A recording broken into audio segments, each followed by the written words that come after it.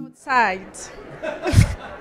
But a lot of wine as well. But let's focus on our event. It's a late one, but I hope that everyone will stay until the end. So, on behalf of the Africa Protected Area Directors and WWF and Africa Wildlife Foundation, we are welcoming you in this event on climate resilient, protected and conserved areas for a positive future for nature and people. And yeah, it's not easy with the party, but let's party with them in another way. So today,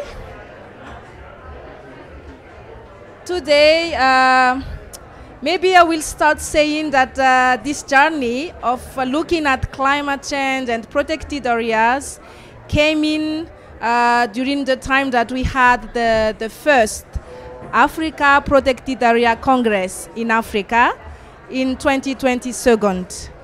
And so far, it's on the table. The climate change issue is on the table, but we are thinking that it's not yet fully on the agenda where we put protected areas as a solution to climate change and for the safeguard of biodiversity.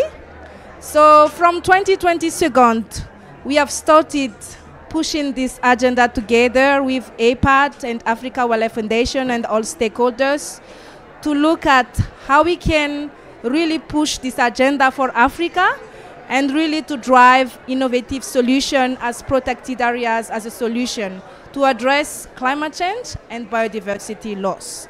So today at COP16, I think that the journey started, as I said, and as well as in COP28 in Dubai, and now here at the COP16, where we are really talking about the biodiversity target. And we know that I think everyone in our home country, we are already suffering from climate change impact. And it's time now to act and to change the dots, and really how we can reverse the trends, making sure that protected areas as well are playing a role in addressing that. So the objective of this session is really to highlight this role and value of protected areas, share some examples, because there are already some good examples using protected areas as solution, and learn as well from our Latin America countries about their movement regarding protected areas and climate change. And it's an opportunity for us to advocate together and to push this agenda for COP16 and beyond. So I am very glad to introduce our inspiring speaker today, and probably starting from Africa. So I call Edwin Tambara, the Director of Global Leadership of Africa Wildlife Foundation. Please come to the front. The next one is Alec Crawford. He is the Director of Nature for Resilience at the International Institute for Sustainable Development, ISD. And then our team from Latin America, so then from Canada and going back to Latin America. So we have Ramon Chilavert, the Chief of Department of Planning and Management in the Ministry of Environment of Paraguay, and also Oscar Rodas, the advisor to the Delegation for Climate Change of Paraguay. And Mrs. Hilda. Thank you very much. Sorry for Hilda, please. Hilda is the actual head and coordinator of Red Parques in Latin America. For this reason, is here with me. Thanks so much, Oscar. And I am happy because I was thinking that I was only the only woman in this discussion. So happy to have Hilda with us. So then we can show the power of women in the discussion. Yeah. So where I'm going now? So maybe let's start with you, Edwin, giving us setting the scene regarding this journey with APAD and climate change and us within this COP16 event. Yeah. Do you have the mic? The mic is there. I am probably...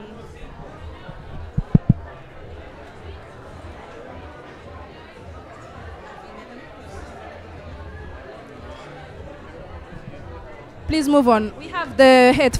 Okay. You need to have this. You need to use that in order to hear me. Yeah, I can give you. Yeah. Digo, tú traduces. Acá estoy con ustedes, chicos, no se preocupen. Somos un equipo. All right. Thank you very much. Thank you very much, Harisoa. It's an honor to be here with such a panel. As the African Wildlife Foundation, we are really honored to work alongside governments and local communities in Africa. As AWF, we strongly believe and we have experienced that nature is the first line of defense against climate change impacts. And we have seen that where nature is compromised, the impacts of climate change are devastating for people's lives, for ecosystems themselves, for economies, and for property. And so we are really convinced that our best foot forward in terms of combating the impacts of climate change lies in nature. That's the foundation. And so for us, our work really is directed towards how do we support African governments, African communities, and other stakeholders to conserve our ecosystems. How can we help governments to stop deforestation of forests, loss of biodiversity, in order to provide a buffer for ourselves in terms of maintaining nature as an integral part of combating the impacts of climate change. But nature is important not only for as a buffer to climate change impacts, but also it provides the basis upon which we can build a sustainable growth for our economies as Africa. It's an asset that we have as money in the bank. And when you have money in the bank, the first thing you want to make sure is that your money is safe. And the second thing you want to do is make sure that you grow your money. Your money should be earning interest for you. And so similarly with the natural resources that we have in Africa, we have to ensure that the ecosystems that are there remain intact and continue to provide the goods and services that are needed for our people, but also can catalyze economic growth as they subsidize a lot of things that we need in Africa, from water provision, pollination services for our agricultural areas. Those things are being provided by our natural ecosystems, one would say for free, but essentially these ecosystems are subsidizing us, and therefore we can afford to focus on other areas of growth and investment to spur development on the continent. So for us, I go back to that point that nature for us represents the first line of defense against climate change impacts, but also provides the natural infrastructure we need to build sustainable economies going forward. Thank you.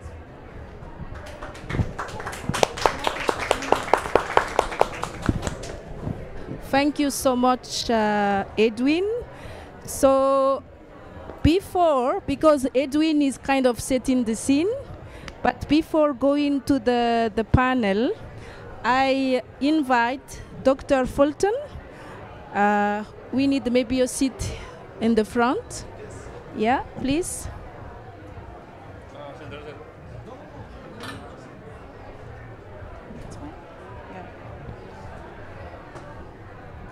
So Dr. Fulton is the Director General of ZIMPAX, but also the co-chair of the APAT.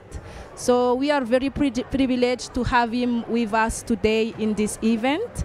So giving him the floor now to give some opening remarks after the setting the scene and after this having the panel discussion. So over to you, Dr. Fulton. Thank you very much, Convener. Good evening, ladies and gentlemen.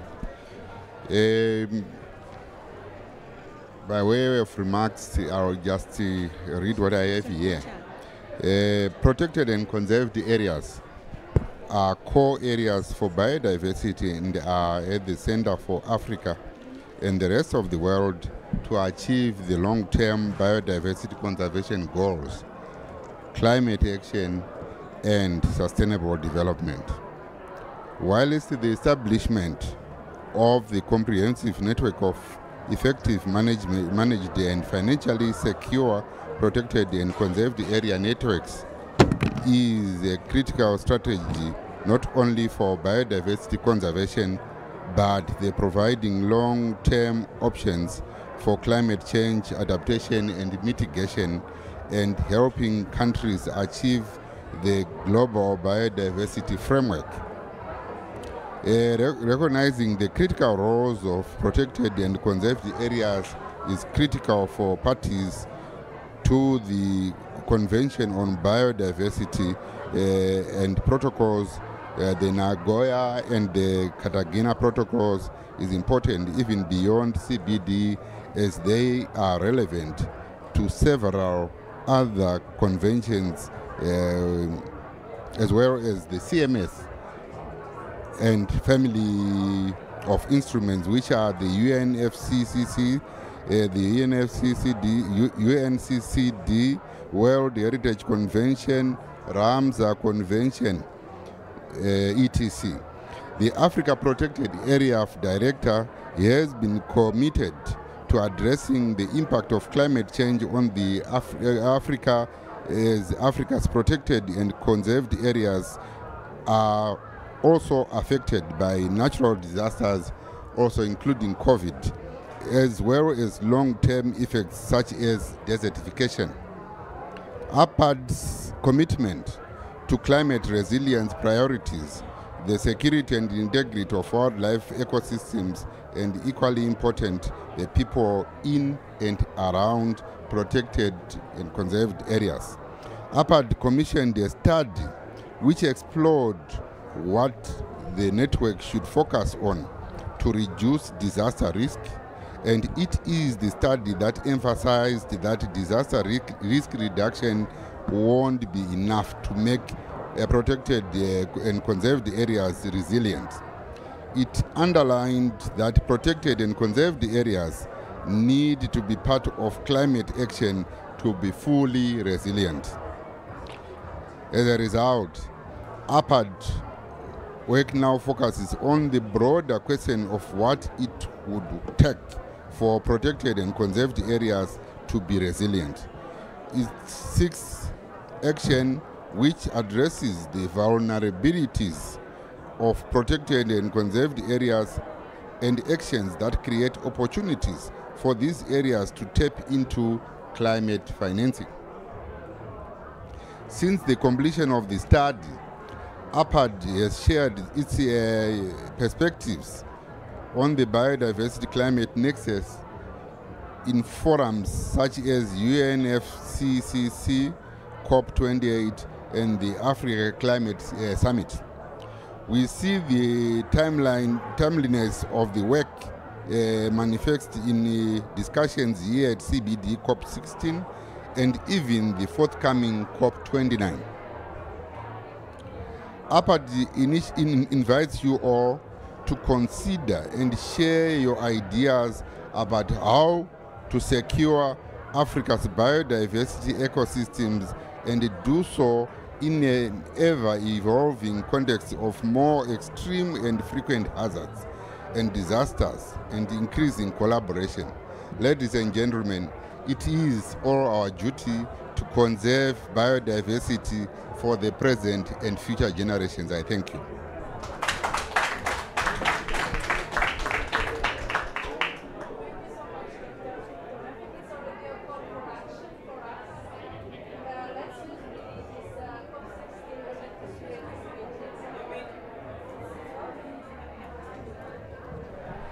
Sorry. So as said, thanks so much, Dr. Fulton, for this brilliant opening remarks. And I think that we have already shared a call to action for us to spread as messages during this COP16. And I think it's no longer a talk. And we are already suffering in Africa with regards to climate change.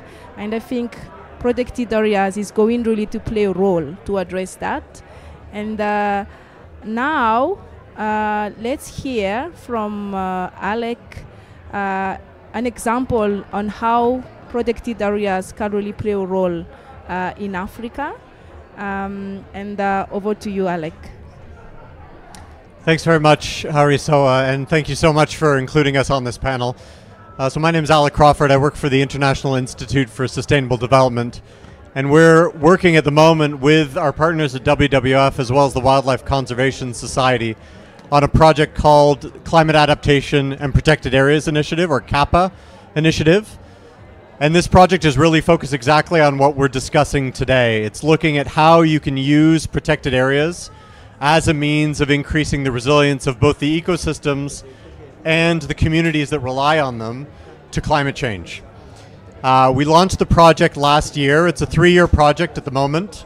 And we're undertaking the project in 4 landscapes, 2 of which are African, 1 is in Latin America.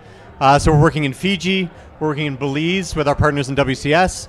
And then within the African landscapes, we're working in the Kaza landscape, so the Kavango-Zambezi landscape, including Zimbabwe, Zambia, Botswana, or not Botswana, sorry, Namibia and Angola, and then the Virunga landscape, but primarily within the Ugandan context. So for this project, we're doing a lot of nature-based solutions for adaptation within and around protected areas. So we're doing quite a bit of restoration at the moment of wetlands, of lagoons, of dry pans. We're doing reforestation programs. We're doing quite a bit of capacity building. But I want to focus on 2 things in particular that we're focusing on, which I think are important to the conversation that we're having today.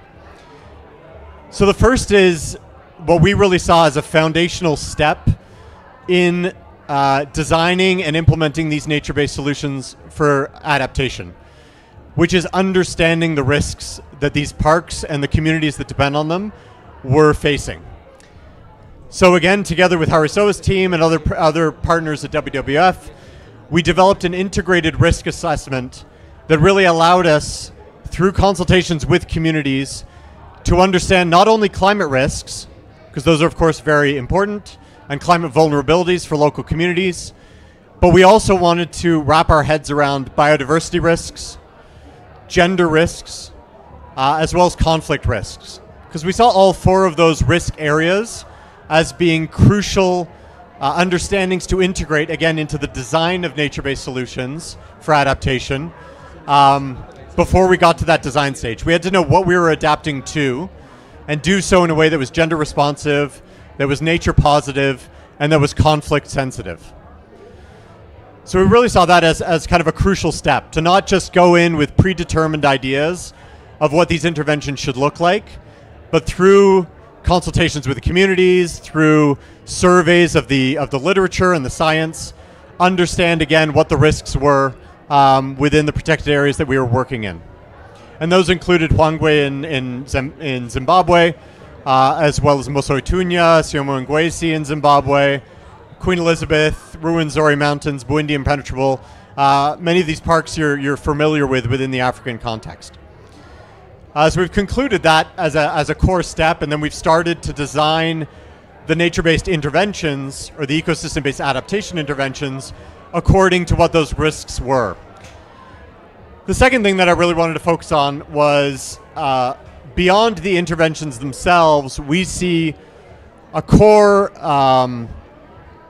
impetus as being the integration of these climate risks, these climate considerations, into the actual management of these protected areas.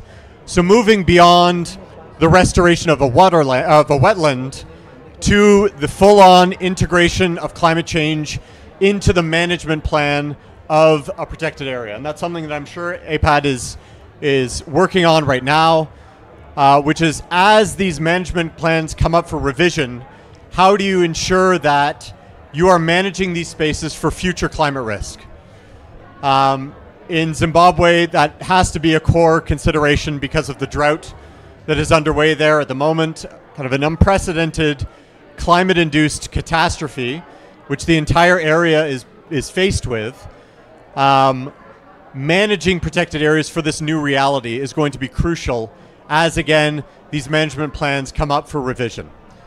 So we're doing what we can to support park managers, practitioners, on ensuring that they have the data and information that they need to make informed decisions on how you integrate climate into the management of these spaces.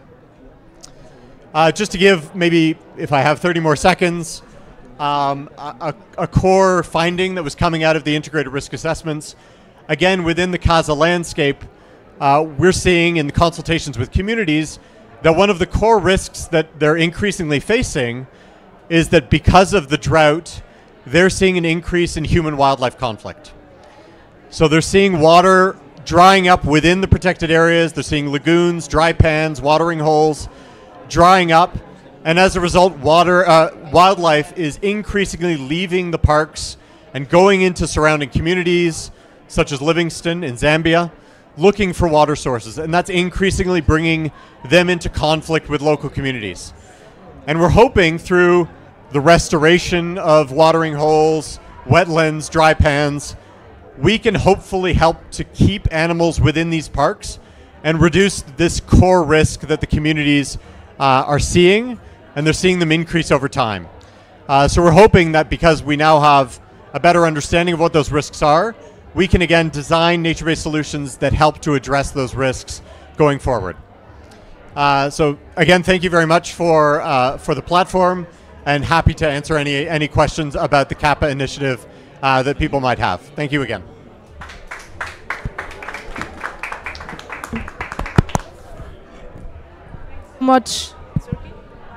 Thanks so much, Alec. Yeah, I will pass. You can hear me? Now? It's not. I was thinking of singing, just making sure that you can hear me.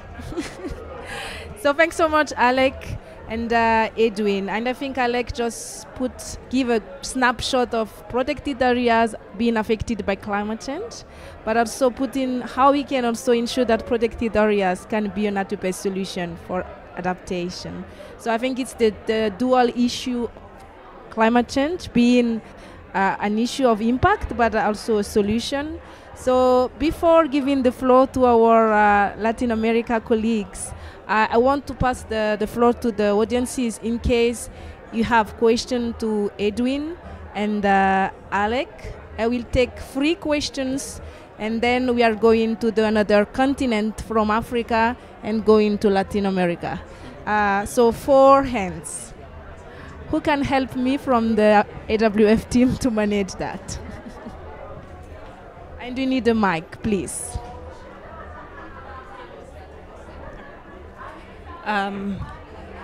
Hello, everyone. Oh, it's so weird to hear your own voice. So, I am Dr. Wafa. I am CAN Africa Campaigns and Policy lead. So CAN is the Climate Action Network and is the biggest civil society network of civil society organization working on climate justice and social justice. So it's more a comment than a question, especially related to the climate issues. So I believe, I will be speaking on behalf of in the African context, and I will say that what we need mostly in Africa as African communities is adaptation. Adaptation is our priority. We cannot live without adaptation. But the problem is we don't have the means. We don't have the financial support to make the implementation or accept the implementation of the actions that are related to adaptation. As you've mentioned actually the project that you are working on, and I was like wondering, what about like working on, what about, you can't hear me? Just speak up a little bit. Okay.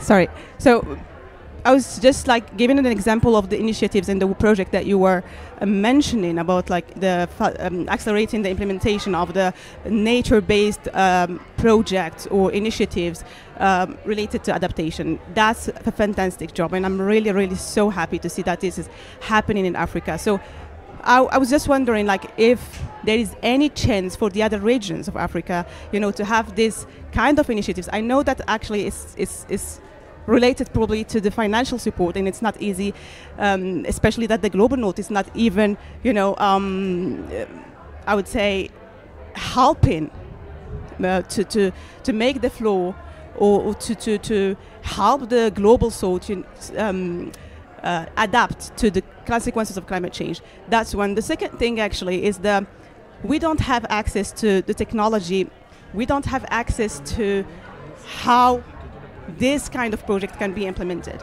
So we have the capacities, we have the knowledge, we have the research institutes, but we don't have like let's say for instance, the technologies that are necessary to make the implementation of these initiatives or even the project. So I was just wondering, like, do you have like this kind of related project, you know, to facilitate or to implement or to accelerate the implementation of this kind of, you've mentioned you are calling them the nature-based solutions to adaptation, and thank you. Thank you so much. Maybe I'm going to take the question, and just if you can just take the ones that we can respond. Yes? Hello, thank you for this nice presentation. Dr. Abdullah Al-Hajoj from Saudi Arabia. I'm the department head, the Land Diversity Department head.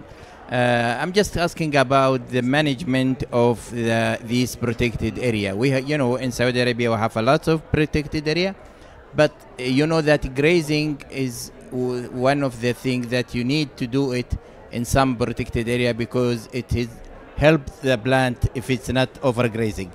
So how come you are manage this protected area while in Africa I know that there are a lot of animal graze as if in Middle East. Just about the management of this protected area. Thank you.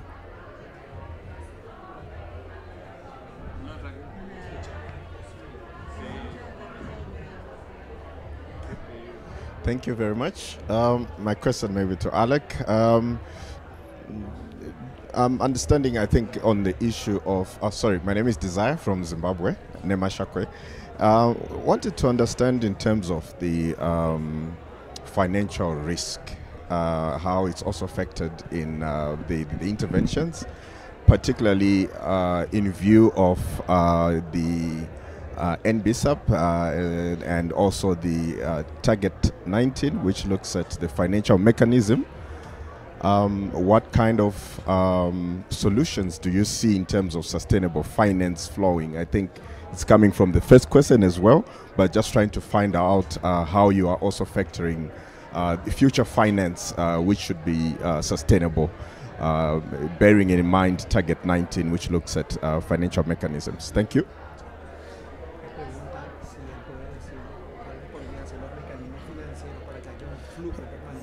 Thank you very much.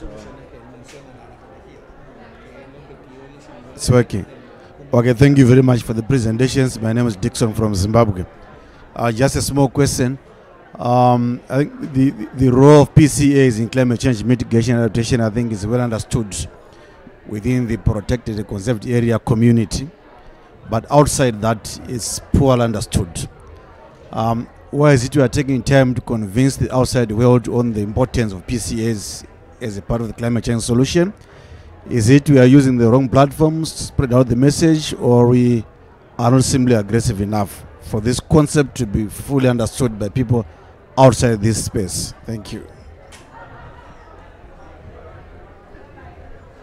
Thank you so much. So, who is going to respond to the first question regarding that we need more adaptation project in Africa because adaptation is the priority for Africa?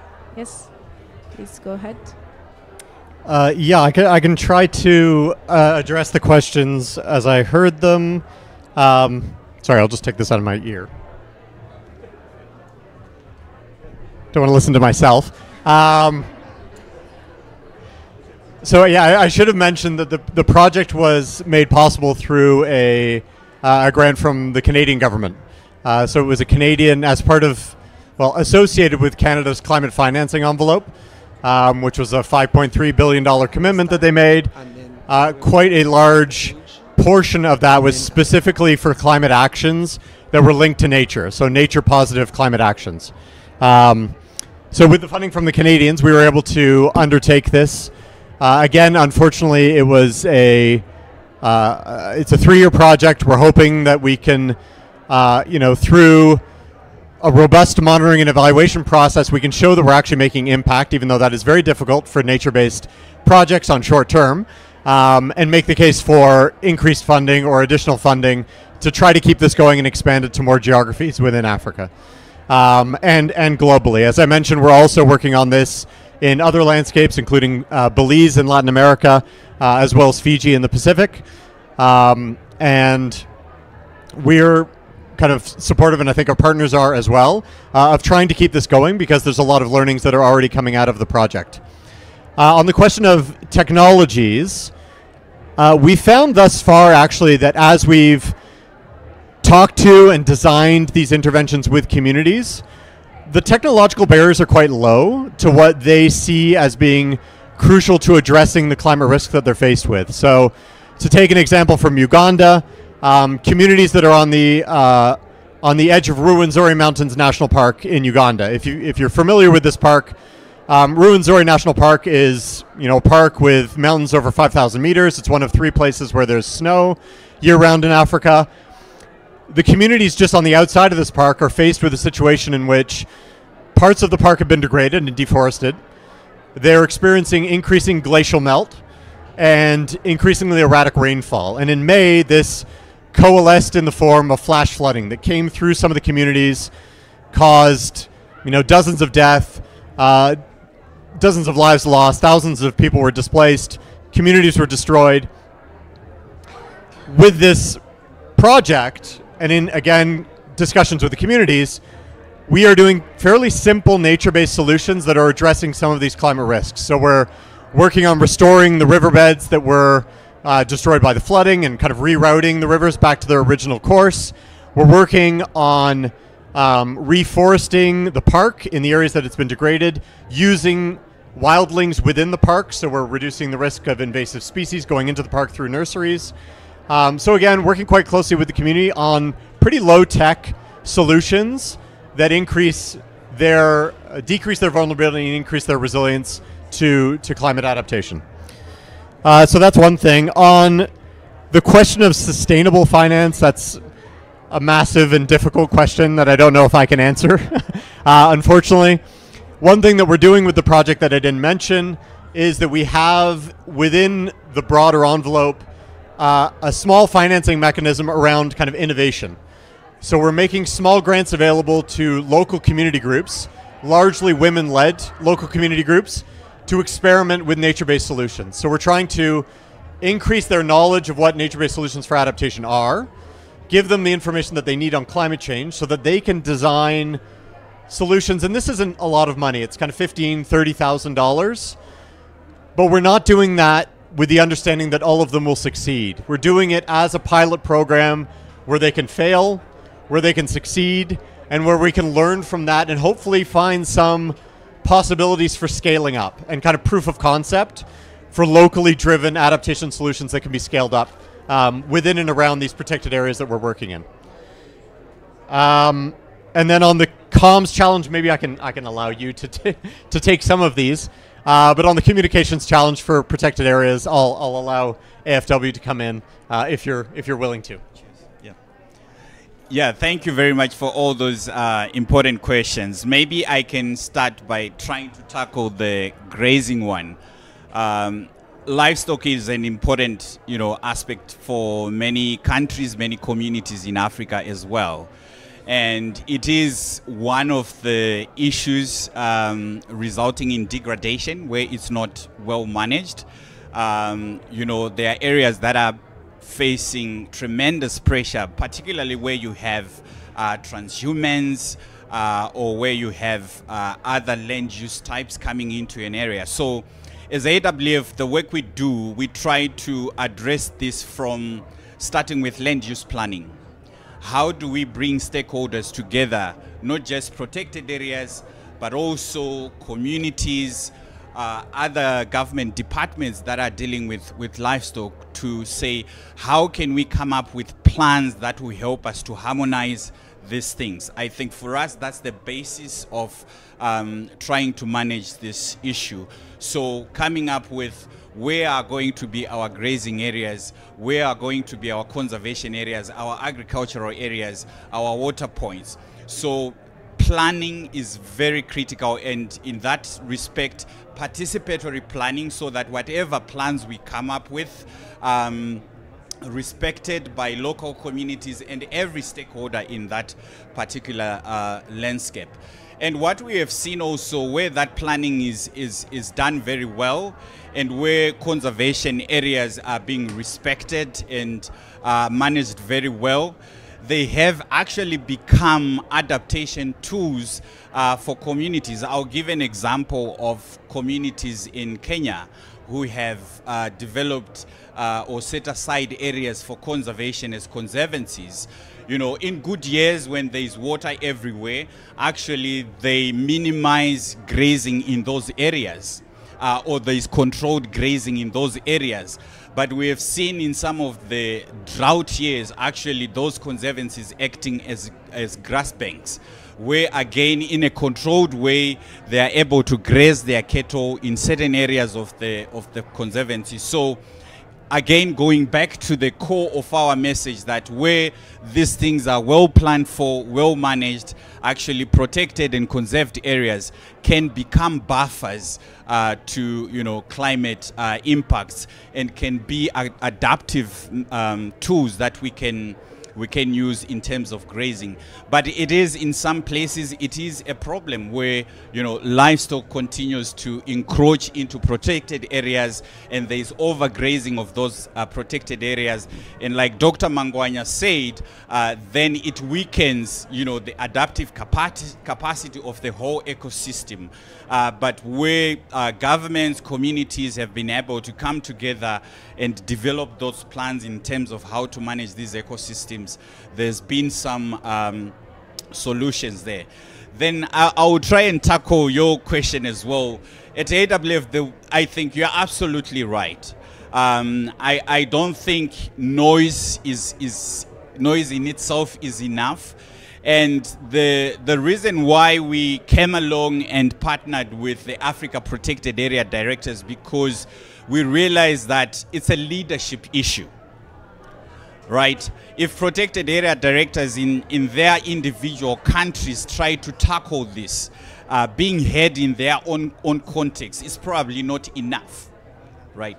But the power of them coming together and beginning to speak with one voice on these issues is getting the message heard, even in their own context, when they go back home, as a platform, being able to talk about these issues, learn from one another.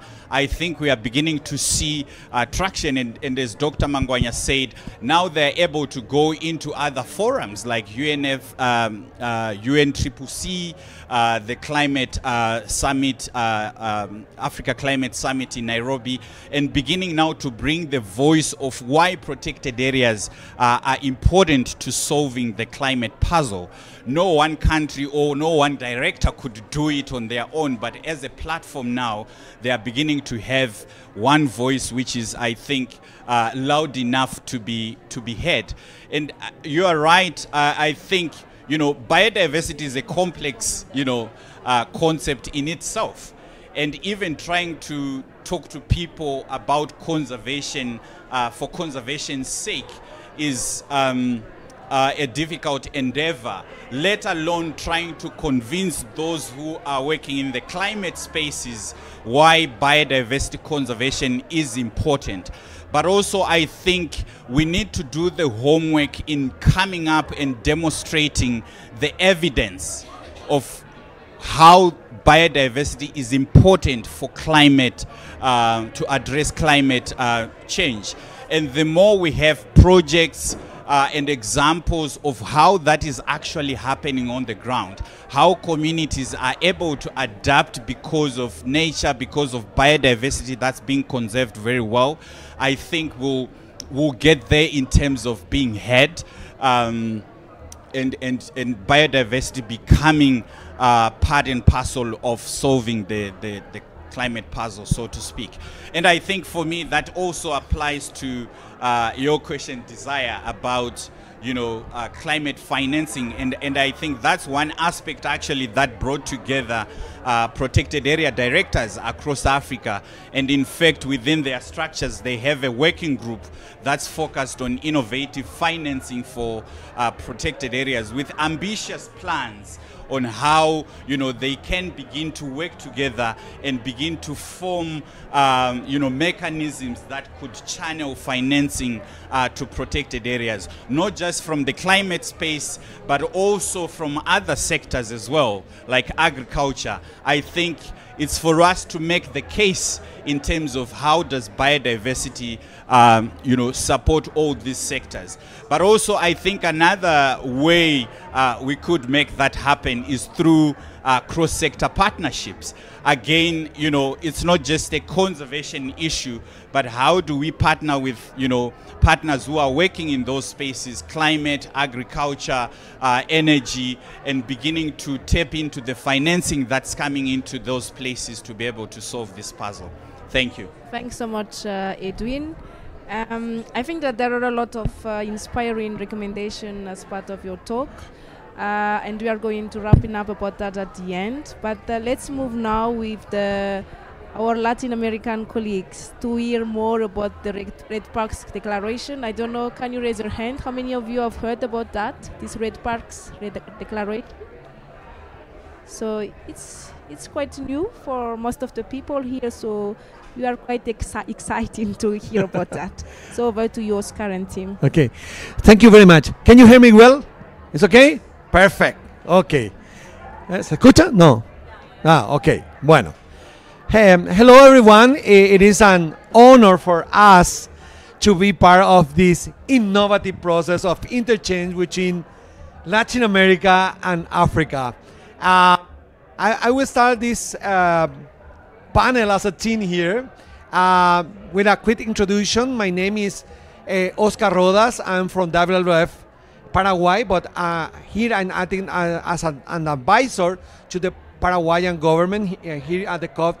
I'm acting as an advisor, and I will give you the microphone very quickly to Mrs. Hilda Ángel in order to introduce yourself. Si puedes decir tu nombre y tu cargo. Sí. Está prendido. Sí, buenas noches. Mi nombre es Hilda Ángel, gerente general de Parques Nacionales y Monumentos Naturales de Imparques, que es un organismo adscrito al Ministerio de Ecosocialismo de Ambiente de Venezuela. Y actualmente coordinadora de la Red Parques. Muy bien. Okay. She is Hilda Ángel, the director of Imparques, that is a national park authority in Venezuela. That is part of the Eco-Socialist Minister. At present, she is the regional coordinator of the network of Latin American National Park, that is Red Parques.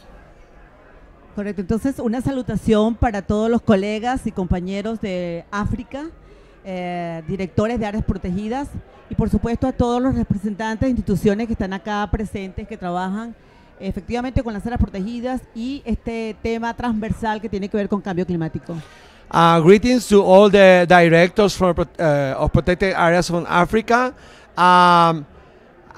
She is very happy to be here in order to talk about these very important topics related to climate change and biodiversity. I think we have a support slide, if you can project. But Ramón, si puedes decir tu nombre, por favor. Oh, ¿me escuchan? Sí. Sí, muchas gracias. Mi nombre es Ramón Chilaver. En esta ocasión represento al Ministerio del Ambiente de Paraguay. Estoy como jefe del departamento de áreas protegidas y realmente un gusto saludar a todos los colegas, a todas las organizaciones que están presentes y establecer este diálogo con África y con Latinoamérica para, bueno, buscar acciones que realmente hagan frente a esa acción del cambio climático. Ramón Chilaver is the head of department in the Ministry of Environment of Paraguay. He is honored to be here in order to interchange with you from Africa in order to start this innovative conversation between Africa and Latin America. Here we have, sorry, it's in Spanish, but I will translate. Only one slide in order to share with you the innovative solution of Red Parques. Red Parques is a solution that is a collaborative process between authorities of national parks in Latin America to work together to promote the importance of national parks in our continent. Please, Hilda, go ahead. Adelante. Saludos también para el director de Arabia Saudita, que también esté aquí presente. Greetings to the Saudi Arabia director here. Fíjense bien. Look. Yo pienso que nosotros tenemos, a ver, entre América Latina y África y seguramente otros continentes, tenemos distintas realidades, pero retos comunes. Between Latin America, Africa, and Arabia, we have common challenges. Yes. En el caso de América Latina, somos la región más protegida del planeta.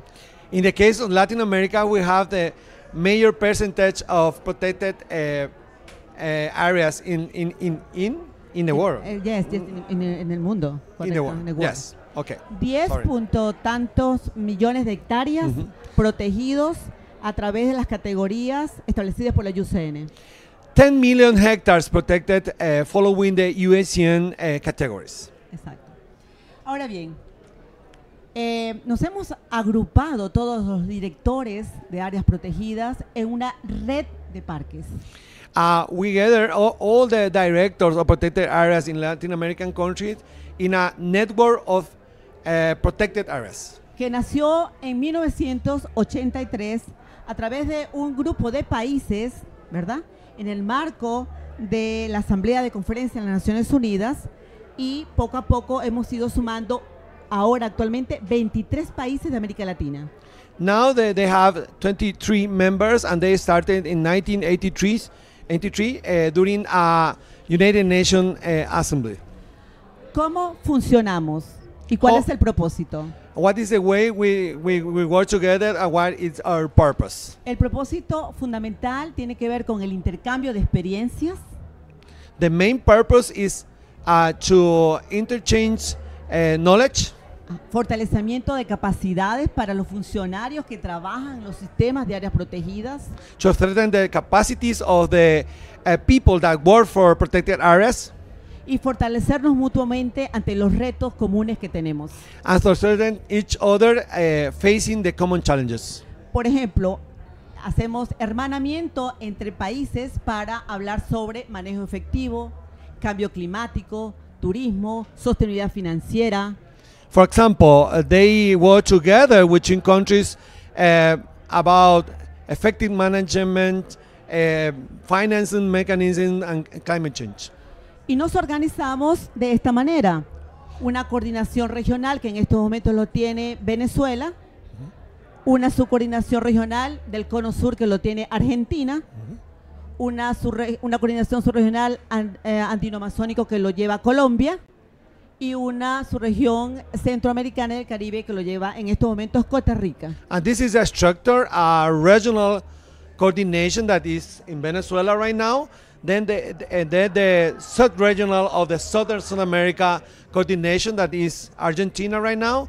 Then the sub-regional coordination of the Andes and Amazon, that is in qué país? Colombia. That is Colombia right now, and Caribbean and Central America region, that is Costa Rica. Costa Rica is the Entonces, responsible. cada 2 años estamos rotando los países para justamente poder coordinar las acciones y los proyectos que tenemos en común. Every 2 years, they rotate the coordination in order to coordinate all the action that they have in common.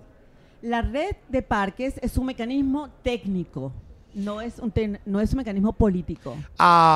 Red Parks, the National Park Network, is a technical mechanism, not a political one. Okay. Y el propósito es aportar, contribuir, mejorar la gestión de las áreas protegidas. And the main purpose is to contribute and improve the management of the protected areas.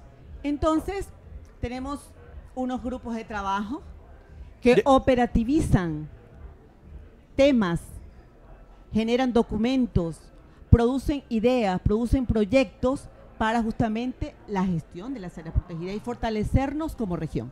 Okay, and here you can see the working groups that operativize the different topics. For example, effective management, tourism, working in marine zones, finance, sustainability, and other topics that are a priority for the network.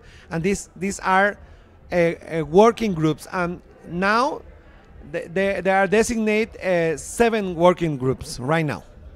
Esta red tiene en estos momentos un compromiso muy grande porque efectivamente, igual que África y seguramente otro continente, tenemos los impactos adversos, obviamente, del cambio climático, de los efectos del cambio climático. Nowadays, this network is facing, similar to Africa, the impacts of climate change. Because of these impacts, there is a big commitment of this network in this context. Pero también estamos repensando el que tenemos muchas áreas protegidas, pero cómo mejorar la calidad de la gestión de las áreas protegidas que tenemos. At the same time, they are rethinking about how to improve the management of the protected areas that they have in Latin America.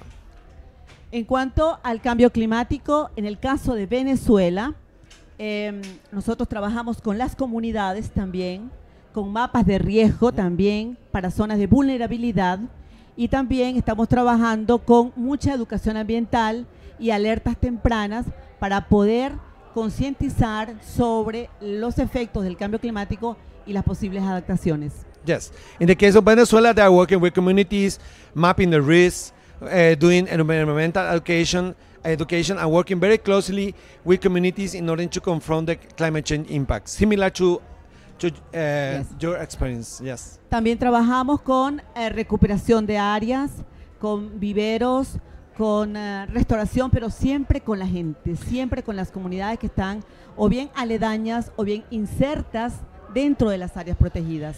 At the same time, they are working with recovering the great areas, but always working very closely with the communities that are close or in the protected areas. La red de parques es una oportunidad para vincularnos, así como nos podemos vincular también con África, como nos podemos vincular con otros continentes del mundo para tener aprendizajes y para conectarnos con un mismo propósito. Red Parks, the network of protected areas, is an opportunity to build a connection with Africa in order to learn from each other and to make like a space of learning and interchange. Recuerdo perfectamente que en el año 2003 fuimos al Congreso de Parques que fue en Durban. Tuvimos la oportunidad de conversar, tuvimos la oportunidad de conversar justamente sobre las áreas protegidas y los desafíos que tenemos para su conservación y el bienestar de la gente. In 2003, she was personally at Durban and at the Congress of Protected Areas, and he remembered that he started to talk about this solution with the African College. Okay, Muchas this gracias. is our experience. Thank you very much again for giving us the opportunity. Ramón? Sí, por favor. Bueno, me escuchan todos, ¿verdad? Sí. Quería mencionar que esta red está actualmente cuenta con un secretariado que está dentro de lo que es la FAO y también la red está reconocido por la UICN.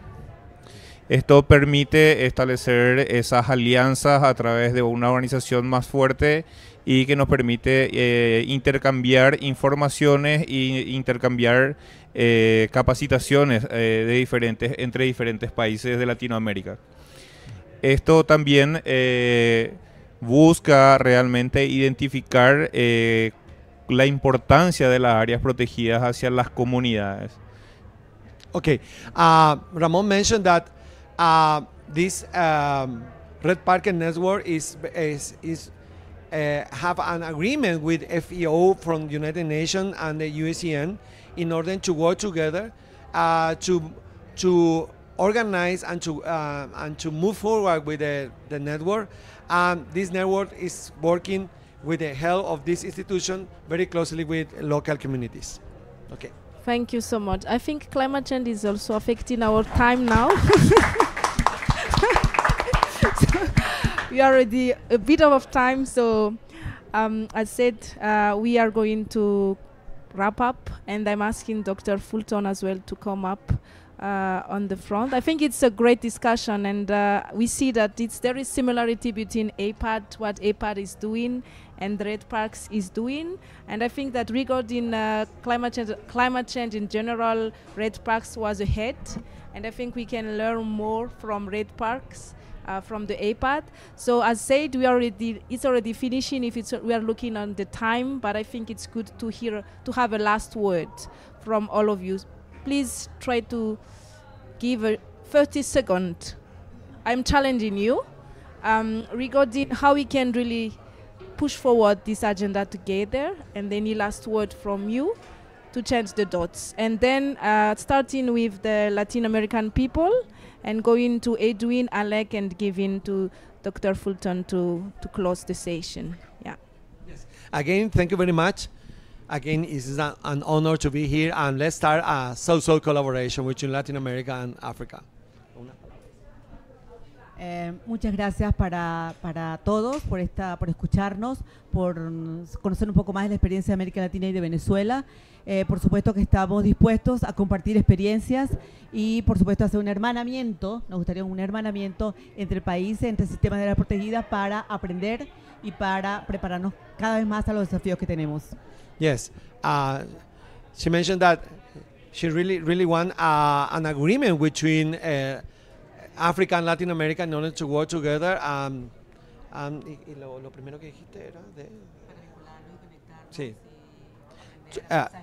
Yes, to be connected and to learn from each other and to agree on common messages. Yes, Ramón. Sí, he escuchado que teníamos mismas similitudes en cuanto a los mecanismos financieros, y creo que esto ha sido una discusión también dentro de la COP16, entonces creo que estamos todos acá presentes para buscar justamente esos mecanismos que nos ayuden a colaborar con estas acciones ante el cambio climático.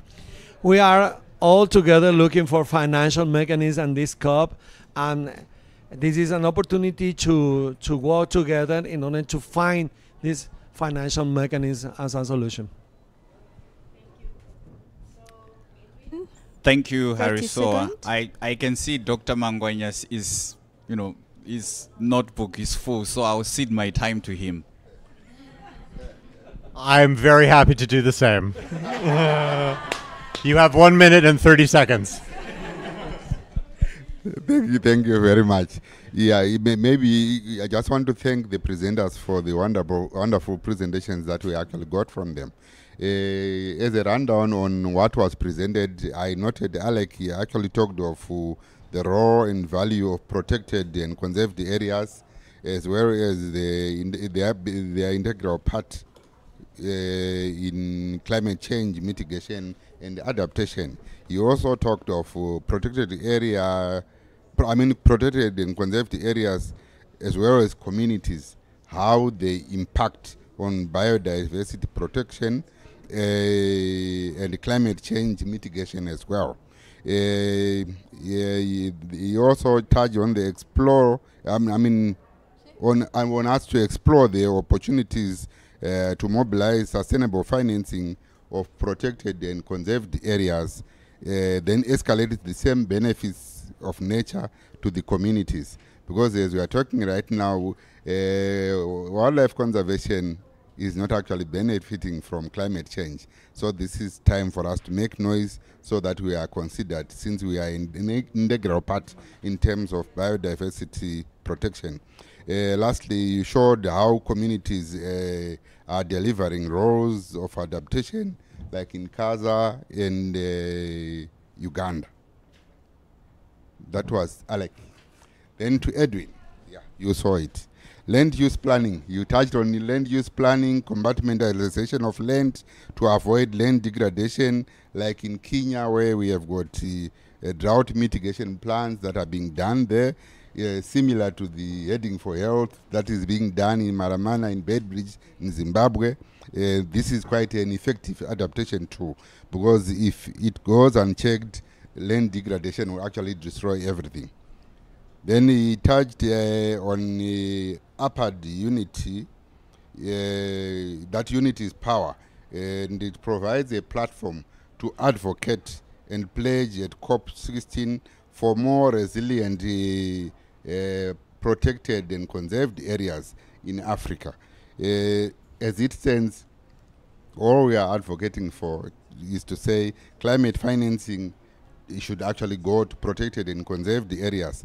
And this is the reason why we have the APACT, Africa Protected Area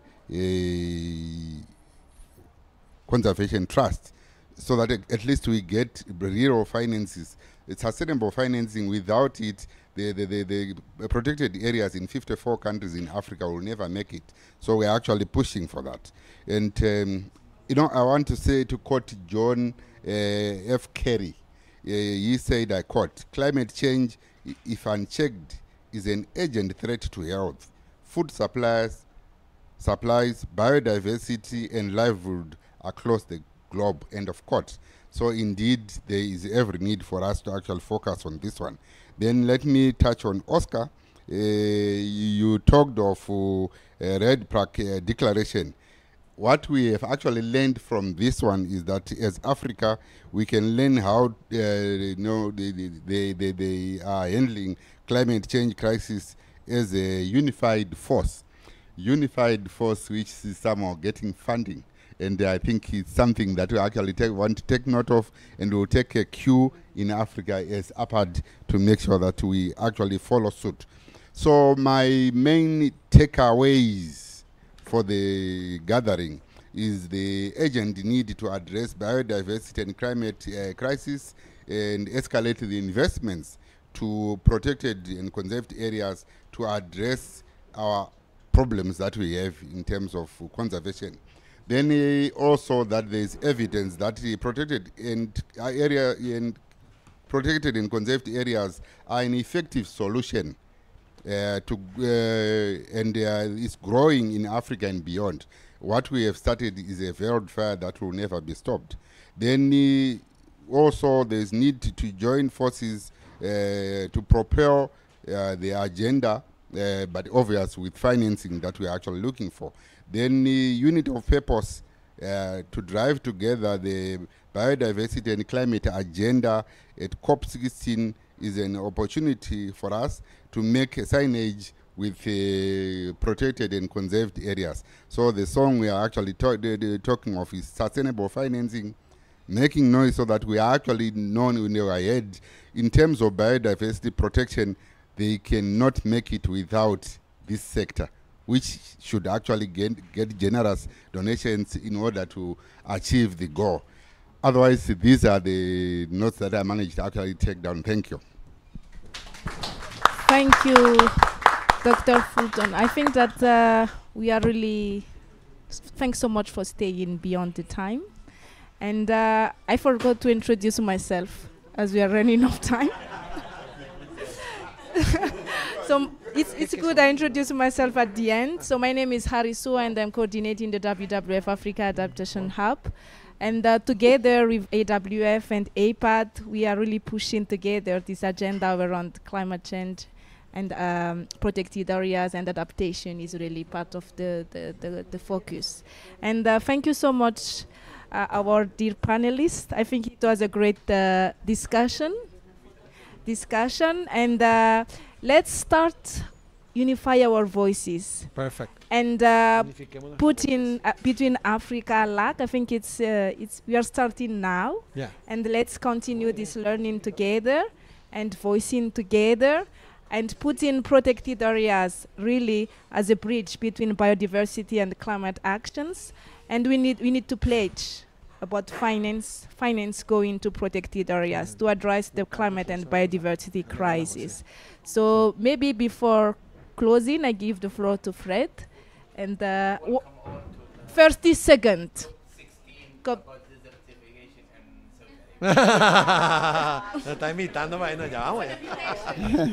So I just want to say something very brief. So my name's Frederick Kwame Kuma. I work for the Africa Wildlife Foundation, and we have the privilege of working with the Africa Protected Area Directors. And I want to take the challenge that Oscar and the team gave us. We want to work with Latin America, and I think it's about creating a bridge between Africa and Latin America. And I think we need to, this is a great opportunity for us to start thinking and planning for COP30 as well, so that we can have some actions to show together in Brazil next year. So let's put some concrete actions in this respect. So really happy with this. Wonderful. Ilsa mentioned that he brings some remembering from the directors in this bag. It's a special gift. Thank you. And thanks so much for the audiences that you'll still until the end. We know that it's already 7:30 plus. So thanks so much for the gift. We can take a photo with the directors present here, please. And with you, Harisua. Sure.